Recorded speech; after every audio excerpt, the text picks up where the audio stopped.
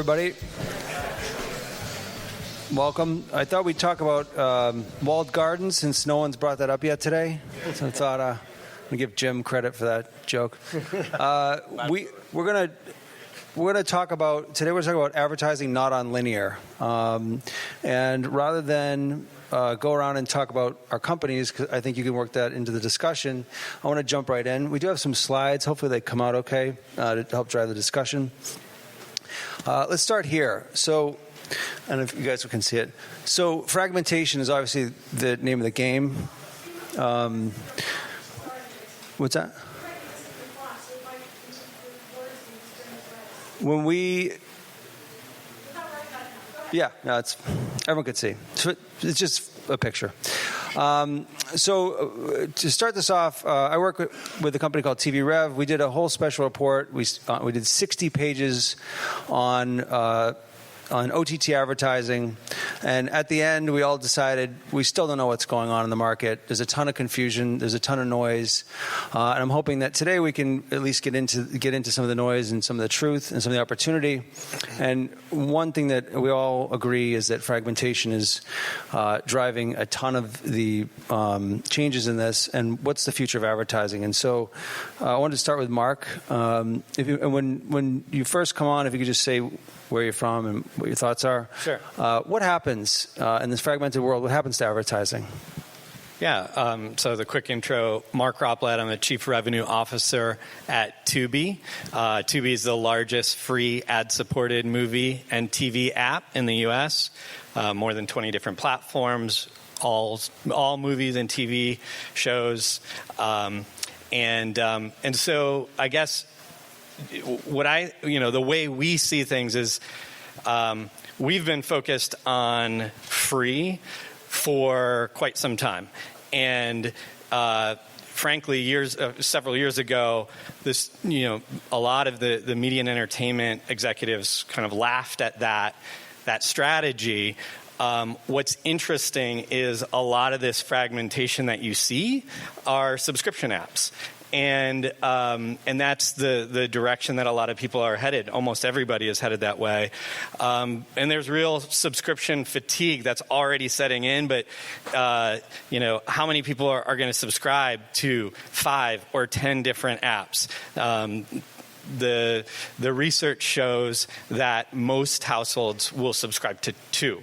And so the good news is research also shows that most people are okay with advertising. In fact, they would prefer free ad-supported so long as the ad loads are reasonable and it's not an annoying experience. So there is a market, and that's why we're growing as fast as we are. And I think that's where things pick up in the ad-supported space, even with this fragmentation. I think what it means is most of the subscription app providers are going to fail. Sandro, what's your take on where does DataXu play in this? So, probably you all know, in the beginning there were 3 networks and the world was happy. You just can buy all 3. Prime time, you reach every home. And now we have this. And so initially, if you think as an advertiser, it's a challenge. How do I get my audience? There is so many places I can find those consumers. One of the things we created is an ability to reconnect all these things and create just one gigantic audience. So I think the industry in general, the only way there is going to be the ability to execute at scale is by reconnecting these audiences and finding the consumer you want wherever they may be, and they may be in different places. Hi, I'm Jim O'Donnell. I oversee the West Coast sales team at Hulu. I just celebrated my 10th Huluversary a couple of weeks ago. So I've seen us go from 125 hooligans to about 2,200 in the last 10 years, which is pretty amazing. When we look at this fragmentation, we look at it from 2 ways. One is the consumer, which is a nightmare. I mean, that's a picture of a nightmare. We call it app hell. There's been in a lot of conversations today about viewers don't want that many apps. Our research actually shows that they want 3.2. So they have 5, they want 3.2. And of course, Hulu, our goal is to be the number one choice for TV in and out of the home. So that's a consumer problem. And then there's the marketer problem. So my team calls on ad agencies and marketers. And like Sandro said, this makes it so hard for them. We tell them all the time, we know how hard your jobs have become. We call it the buyer's dilemma. How do you re-aggregate that audience? So I think that's where the fragmentation hurts on both ends. Why has Hulu exploded in the last 18 months? Well, we've had an amazing marketing campaign. We've gone from, we had 28 million subscribers. We added 7 million subscribers in the last year, which is actually 2 more million than Netflix added domestically at the same period of time. But I think really it's been about the commitment to the viewer and saying that if you make it a great experience, people will come. It's really, really easy to go in and out of services now and try them. That's the great thing about a digitally based service. You don't have to have somebody come and bolt and unbolt a satellite on your roof or put a box in your house. So I think being really committed to the viewer and making sure that we have great content and bundle together the best of live TV and library and make it easy to find and discover that content, I think that's what's helped a lot. Do you think originals were a big part of that, or? Yeah, I mean, Handmaid's Tale. How many people have seen Handmaid's Tale? Okay, that's kind of our signature Hulu original, but we've got an amazing pipeline coming up, and we've got much deeper pockets now from our friends at the House of Mouse to help fuel a lot of that content. But for sure, like The Handmaid's Tale was this seminal one for us that really put us on the map. But the key is, how do you get them to then watch the next, whatever The Handmaid's Tale is for that viewer? So that's the thing, is getting them there is one thing. You spend a lot of money on a great hit show, but how do you keep them there? Sorry, very impolite of me not introducing myself. Sandro Catanzaro, co-founder at DataXu. Diane, tell us about Tavant, and how does Tavant play in a fragmented world? So Diana Horowitz, I'm Regional Sales Director for Tavant. I recently joined from IBM, Comcast background, and ad sales also at Scripps. So Tavant is a very exciting company that provides engineering services and innovation development for programmers and media companies. So we talk to almost everyone in the market about what their concerns are and help them build out solutions, augmenting their in-house engineering teams. So this landscape is actually a perfect illustration of why Tavant services are so interesting and sought after at this time. So we hear a lot of the different concerns. So one of them is, how do I deliver the different types of advertising that I have to the different audiences? So building out systems that can integrate linear addressable, linear digital, pull that together, bring in the ordering and the billing and the reporting, pulling in all the data from an audience perspective. So those are really the areas that we hear from, constant areas of concern, and how do also we improve the consumer experience, the viewer experience of advertising and enjoying the content in that context. Sanjeev, Truex. What's the future in Truex? And what like Truex, I think, came on the scene and people thought it's an entirely new way of experiencing advertising, and now it's in Disney. Where does Truex play in the fragmented ecosystem? So as way of introduction, I'm Sanjeev Rao. I joined Truex about 18 months ago through when it was Fox, and now Fox is part of Disney. So as a recent Disney somebody who's new to Disney, I want to welcome a hooligan into the Disney world there.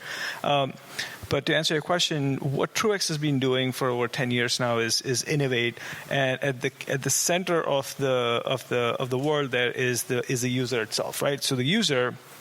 There's a core value exchange that the user gets. The user is a consumer who's watching typically television content, and they get to skip ads, the remainder of the video ads, if they focus and pay attention, 30 seconds of attention to do an engagement. What we call an engagement, it's an interactive ad. So this value exchange has been successful. We've grown over the years, pretty healthy clip on revenue and gross margin and stuff. And we see our biggest growth area there in a couple of areas, or a couple of ways. One is we're investing in publisher sales model. We're talking to folks like Hulu to help them sell Truex engagements, which are these interactive ads. We're talking to a host of other people as well. And so that's one area of growth that we see lots of positive development in.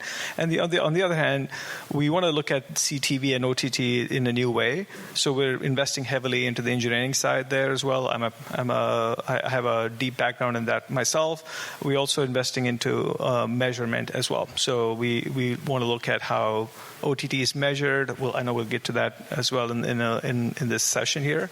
So yeah, we deeply care about what the user thinks, what their experience is. So one of the buzzwords that we've all heard a lot about lately is incrementality.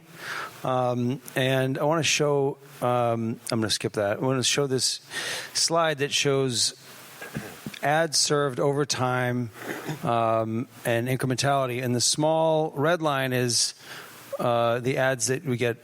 Well, actually, why don't you explain, Mark, do you want to explain what incrementality is and why it's important? Yeah, sure. Incrementality is incremental reach to the mass marketing medium of television. So a lot of times, if you're going beyond TV, why? It's because the decline in reach to your target audience that's occurring in your typical TV channel. So that's what it is. Yeah, it's something that we really focus on when we're talking to, because we talk to a lot of television buyers and marketers, and there's no doubt that, television is a $70 billion marketplace, and I'm very fond of saying I would rather have 20% of your television budget than 40% of your digital budget. But what we talk a lot about is that the viewing is declining so quickly, especially in live television, and we've been owned by 3 networks since we started, so we always walked a very fine line. But the facts are that broadcast primetime viewing is down double digits every single year for the last 4 years. And where is it going? It's going to services like Hulu. So we tell our buyers, you have to spend so much money and drive so much frequency against the same audience to get a little tiny bit of incremental reach against that person that hasn't seen your ad, against that light TV viewer. And on the flip side, we work with Nielsen on a product called the Extended Reach product, the XCR, and we've done 30 of those campaigns, and 50% of the people who are exposed to the ads on Hulu never saw them on TV. That's like the unreachables. So trying to find that incremental audience, you have to go to places like Hulu and Roku and everywhere else, because that's where the audience is going, especially the light TV viewer. So on our side, we are also doing similar things. You saw all this fragmentation on viewership. That is what is really creating the challenge on reach. Before, you had 3 networks. You show that in 3 networks, you hit 70-80% of the homes in the U.S. Nowadays, you have to really be in many, many, many different places. So earlier this morning, we have a panel. We were talking about this pampering pet owners audience. Our client is a DTC company. This company runs quite a bit of linear TV. And they thought they were reaching everybody. So we ran a campaign for them.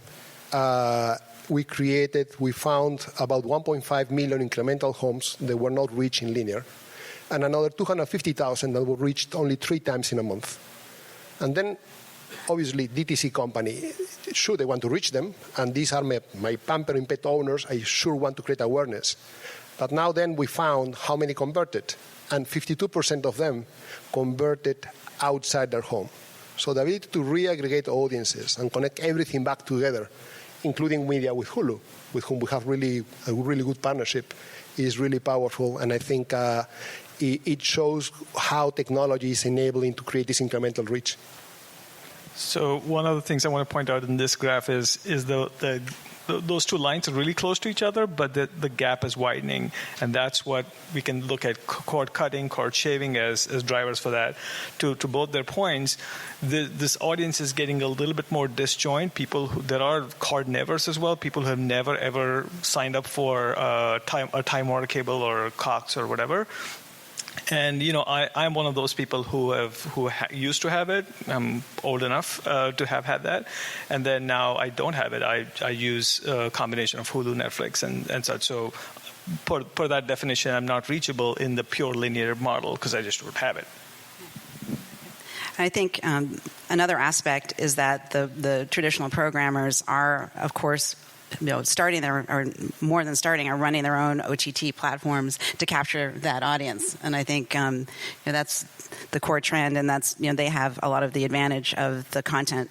So I think just not to forget that that's a big driver. And buyers have different desires, but a buyer might want to buy one type of content across all platform. I want everything Food Network star, or those kinds of things. So measuring that incremental reach is also we'll get to that, but that's a big component.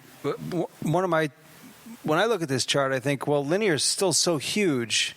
What's all the hype about? Would you say that and I'll go back to you, Mark, is the incremental audience worth more, and why? Well, sure, it's worth more. I think this looks small, and I don't know if this was one campaign or multiple campaigns and it's a matter of spend, or if this is looking at all impressions or what it is. But the point is, let's imagine that your target audience is age 18 to 49 or 25 to 54. Does anybody know how many people in the U.S. are in age 25 to 54? Any guess? I think it's probably around 100 million. Let's just say that. And let's say I'm a mass marketer and I'm spending 100 million a quarter, and maybe with that I get 70% reach to my target audience. So I'm hitting 70 million people. And a lot of those at the tail might be light TV viewers, and a lot of people at maybe 80% of what I'm spending is going to heavy TV viewing audiences. Well, if I take just a small percentage of that spend, of that 100 million, and let's say I take 5%, I take 5 million and I get the 2% incremental reach, that means for the same amount of money, I'm going to get a couple million more people to see my ad. That's huge. I mean, if you're talking to a QSR or an auto manufacturer, getting extra 2 million people is big. And then that incremental, or that part that is overlap, but to an audience that might be a light TV viewer, that is also valuable, because some advertisers will say, if I hit them only once, that's a wasted impression. So if you hit them once or twice and then you hit them with OTT, that's a lighter ad load environment. I think Hulu's probably half the ad load of cable. We're around a quarter, because we're about half the ad load of Hulu. That is much more engaging. How do you get away with that, with charging high amounts of money and less ads? Like, how's that viable compared to like a linear model? I'm looking at you, Jim. Yeah.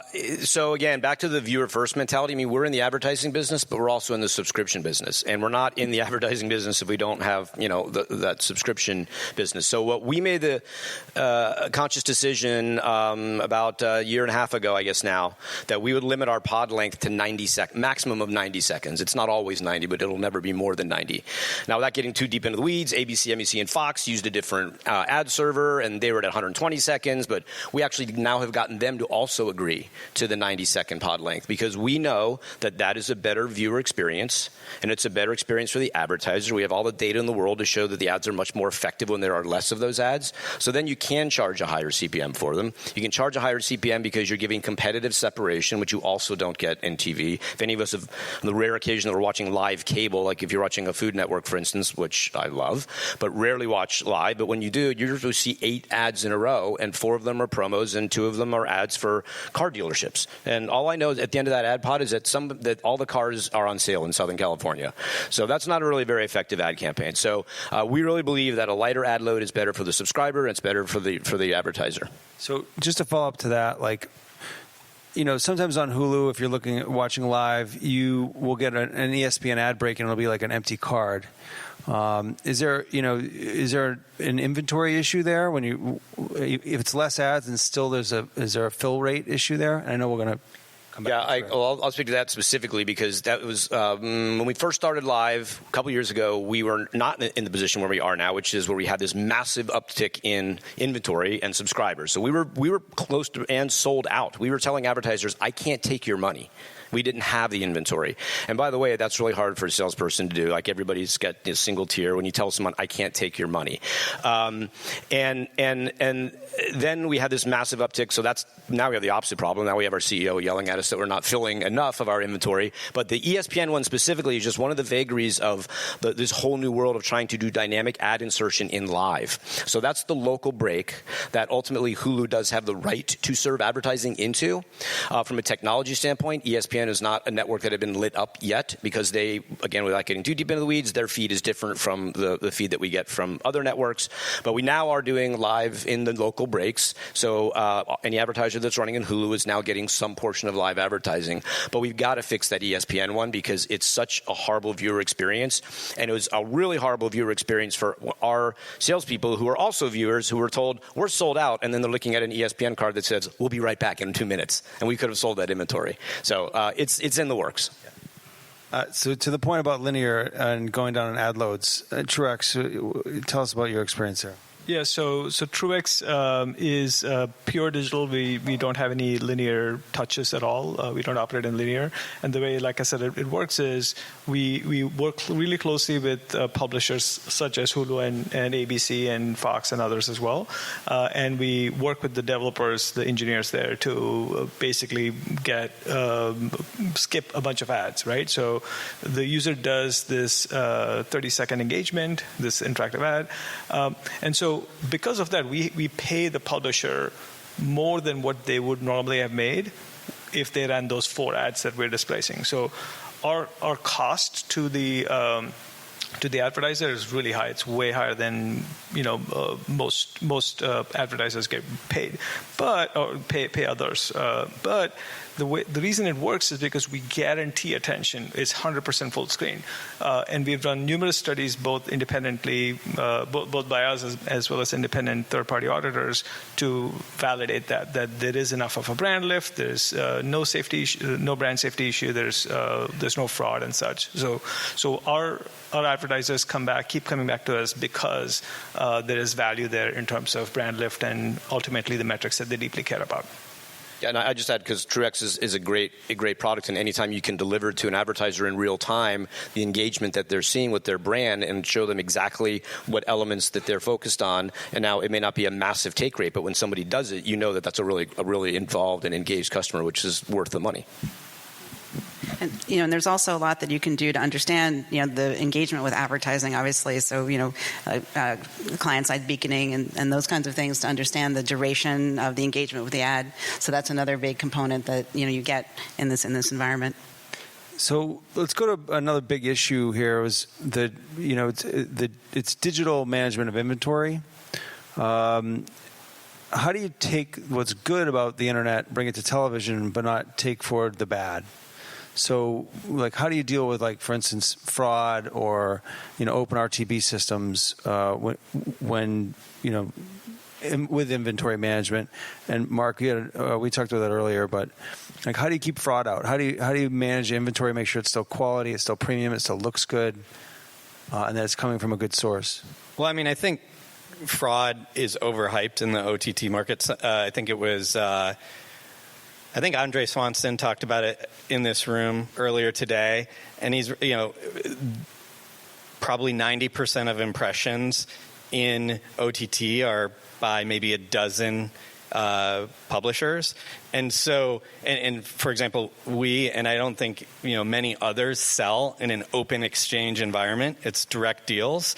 So the fraud that the fraud measurement companies are looking to grab onto is on open exchanges when people are spoofing domains and spoofing that they're OTT when they're actually desktop or mobile or machines in some server farm. I think that's a very, very small percentage, and I think buyers know that they can't get those things on those types of open exchanges. So I think it's very limited as an issue. I would agree. I mean, 80% of our views are in the living room. They're down to about 7% on the PC, which is where a lot of that fraud exists. We do have a private marketplace, but it's an invite-only marketplace. So we know the brands that we allow to come in and the folks that we're willing, with whom we're willing to work. I mean, Tubi was a great savior for us. I should have mentioned this when I told you we were sold out a couple years ago. We went to our friends at Tubi and said, we're dying for inventory, and you look a lot like Hulu in terms of premium video inventory. So can we work together? And we promise you that all the brands that we'll be bringing, as a Hulu Tubi combo buy will be really high quality brands, and there's not going to be frauds and bots and traffic. So I think 100% of the inventory we see in connected TVs, so big screen TV, is private deals that are done directly with the publisher. So Hulu, Tubi, and when people use the platform, they can select exactly where they want to run. So I don't think there is a huge issue with fraud. Said that, over time, I'm guessing there's going to be more long-tail publishers. And then again, there is going to be the job from the agencies to select where should my advertiser be. And as long as there's full transparency, you are buying CBS, you are buying Hulu, you are buying ABC, then fraud shouldn't have space.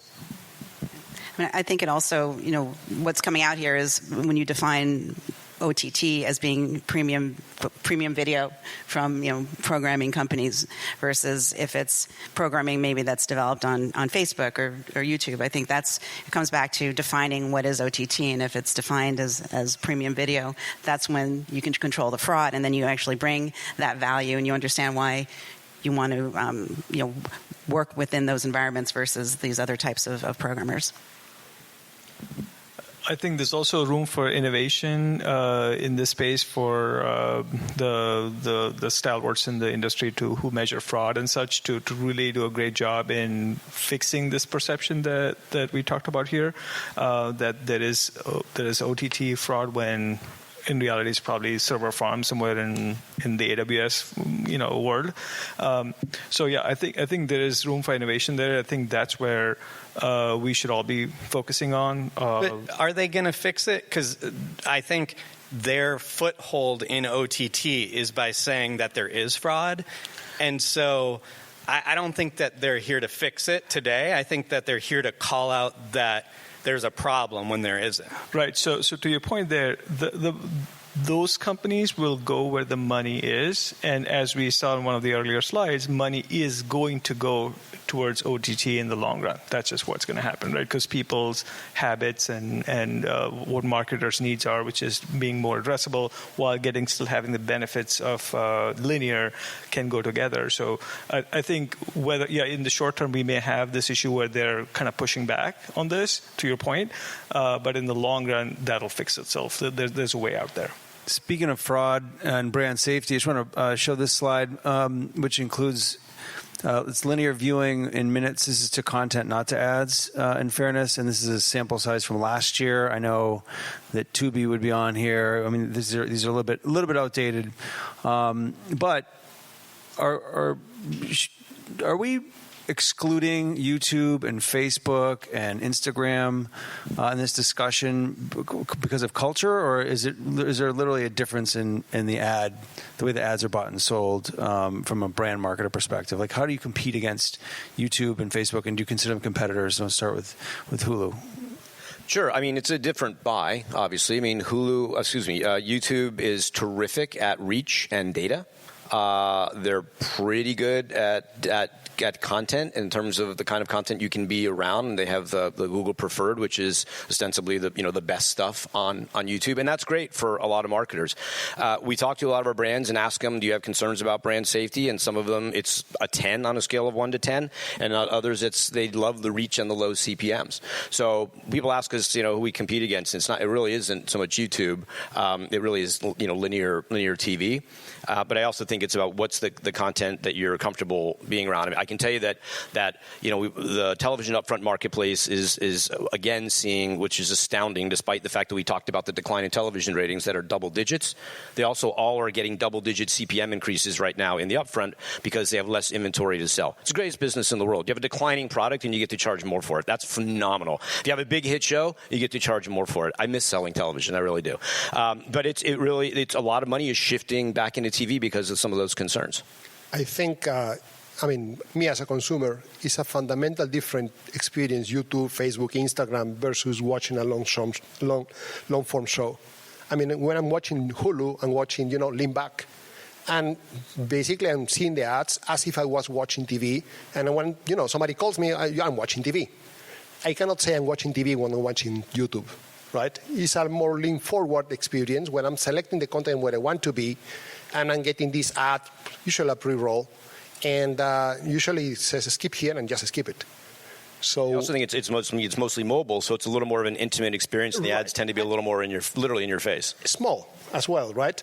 It's much less immersive than a big screen when the consumer is fully invested emotionally and receiving the content. And again, short pods that you are mentioning in Hulu are really important because it's not even interesting to skip them. You cannot go to the kitchen for a sandwich in 19 seconds. So really, really smart what you guys are doing. Yeah, I would also like to point out that the type of content that I as a consumer watch, or even my kids who are very young, what they watch on YouTube versus, say, a Netflix or a Hulu is just worlds apart. It's premium, right? The stuff you get on Hulu and the Netflixes of the world is premium, and the other YouTube stuff isn't. It's unboxing videos and cat videos and such. So they're very different. I'm not dissing the Google preferred part. It's great, but I'm mostly referring to what's normally sold on the YouTube board. I just want to disagree with something you said. I can go to the kitchen and make a sandwich in 90 seconds, but that's just me. I just use my fingers a lot. As you look at this chart again, are we worried about Amazon? Lean back, data enriched, sell right through.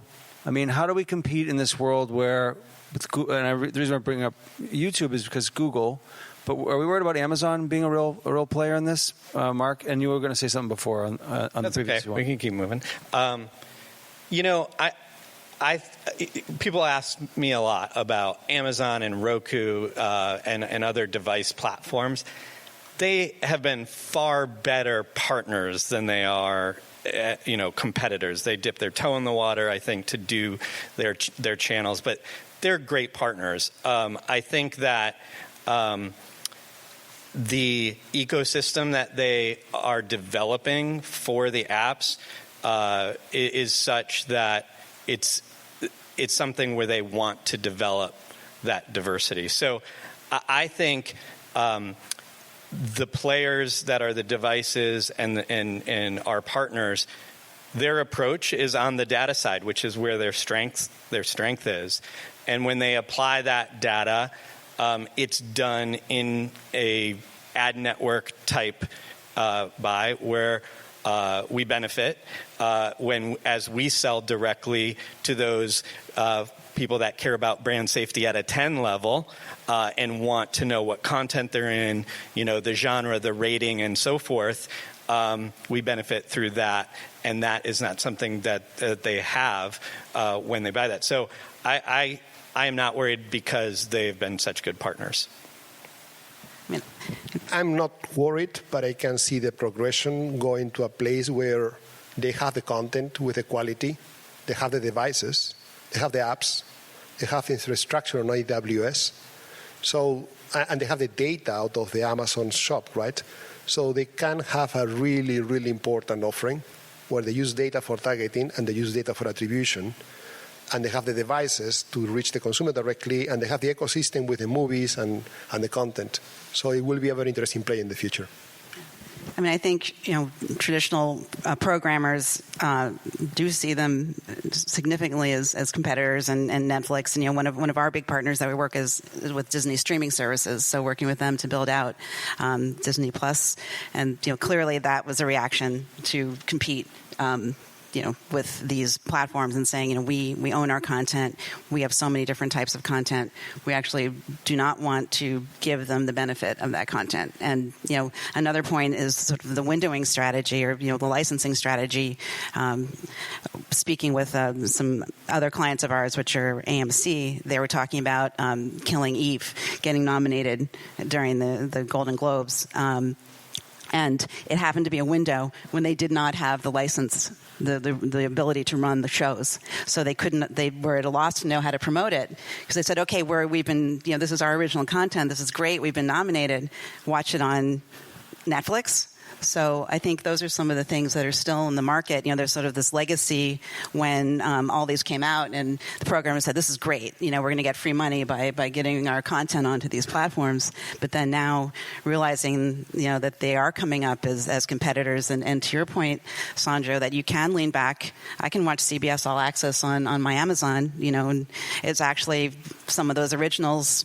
It's a workaround that I use as a consumer. Okay, I don't really feel like watching The Good Fight on my iPad, so let me go to my Amazon Prime on my smart TV and watch it on the big screen. So I think it becomes very fluid, and I think they are significant competitors to the programmers. I want to do show of hands. How many people think Netflix will get into advertising in the next couple of years? And here, no, yes, no. Yes. How many people have no idea? This is just I have no idea. You'll notice that Reed Hastings at every quarterly call says we have no plans to be in the advertising business. That leaves an out. How important is the interface in all this? As we'll go back to the fragmentation, and if there's would you say 3.2 apps, and people don't want to switch, and they don't want to switch services, and they want a good linear stack, let's say, and then they have their apps they're going to go to. How important does the UX become? I'll ask you, yes. So UX is paramount. Ultimately, this is all user centric. The advertisers, content makers, they have to listen and do what's right by the consumer. So the 3.2 apps, that's correct. I think I heard that before as well. It's important from a consumer standpoint. This is, I'm not on behalf of like a thought leader or anything like that. But as a consumer, I find it odd that we have to go from channel to channel or app to app. I just want my content. Why do I have to search for it first? Let's show it to me in a nice feed that gets it from all these different sources. So that UX has not been solved yet. You still have to sign up for Netflix, for Hulu, for everything, Tubi, and you have to go in there and then search. So certain platforms have solved some of that. Roku has done a decent job there. But it's not a done deal yet. But solving for that UX, especially for live TV, which is where a bunch of magic is on the sports side at least, is really where that needs to be solved correctly. I think it's almost as important as the content. It's almost everything. And I'll give you a quick example. At Hulu, we decided when we launched our new UX, which is a completely different look, which always pisses off your customers when they're used to a certain thing. But we said, we have such great technology. We can recommend exactly what you want. We're so good at it. Why would you want to have a program guide? The EPG has been around for 50 years. It's a giant Excel spreadsheet. It's stupid. We're getting rid of it. And so we launched with this big, beautiful interface that was, and everybody went, where the fuck is my EPG? And so, what we did, we put it back. Like, we're not too proud to say, okay, this is something people really, really want. And we could have been precious about it and said, nope, this is the future, and it doesn't involve having a program guide, but you know what? Give the people what they want. I mean, content discoverability, that's one of the core, requirements to making this ecosystem work. And there's so much for people in the pay TV universe. There's such a huge variation. If you're on a Comcast X1 platform and you have AI controlled, voice control, you can watch anything you want at any time. If you're like me at home, I won't mention, clicking, it's a completely different experience. Yeah, it's pretty core for us. The discovery is huge because we have more than twice the amount of titles as a Netflix. The only way that really works or helps for our viewership is if you get more discoverability. Tubi has more machine learning scientists than we do salespeople. And when we just started ramping that up, we found that our viewers went 20% deeper into the library than previous. So that's a core aspect. I'm going to open up for any questions before we wrap. Here. So you mentioned that there's an excess of inventory, and there's obviously incremental kind of demand from advertisers. I'm just kind of curious as to, what is the biggest hurdle that you have to overcome for more dollars to flow through to AVOD? So I'll take that. Yeah, so the inventory for us, it's all about projections, right? And we, frankly, did not anticipate the massive growth that we would have in terms of not only subscriptions, but engagement. People are watching 82%, overall engagement's up 82%. They're watching more. They're watching longer shows. So there's only so much you can do with price. Like, you can use price as a lever to try and generate demand. We are very aggressive in the upfront right now. We're doing massive asks for huge increases, 50, 60, 80% increases versus what people spent the year before, because we're saying to them, we have the inventory. Like, if we were a network, we would be walking in saying our ratings are double. So that's the best thing you can do, is get the word out, and then also drive it through sponsorships around things like originals and things like that. Yeah, and we have the same, in terms of biggest challenge, it's the buying community doesn't necessarily know just how large we are. And, at the same time, you have like a John Mazinski saying that the overpromise and underdelivery from the networks over the last 2 years is fraudulent, and you have that, and you have the buyers saying, please give us, realistic levels for next year. Well, we have to do the same. We have to give realistic levels, which are massively up from year over year. So it's that awareness and recognition of size. So we're seeing an explosion of avails from one year to the next one, about 3 times more avails. And we also see an explosion in demand. So now advertisers are realizing this is not a niche thing, an interesting thing, let's do a test, than investing millions of dollars. And the campaigns are growing by a factor of 3 as well.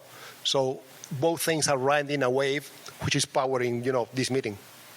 And I was mentioning that we speak to so many media companies in the market, and this management of inventory in real time and making sure there's no wastage and fill is one of the biggest requests that we get from a data perspective.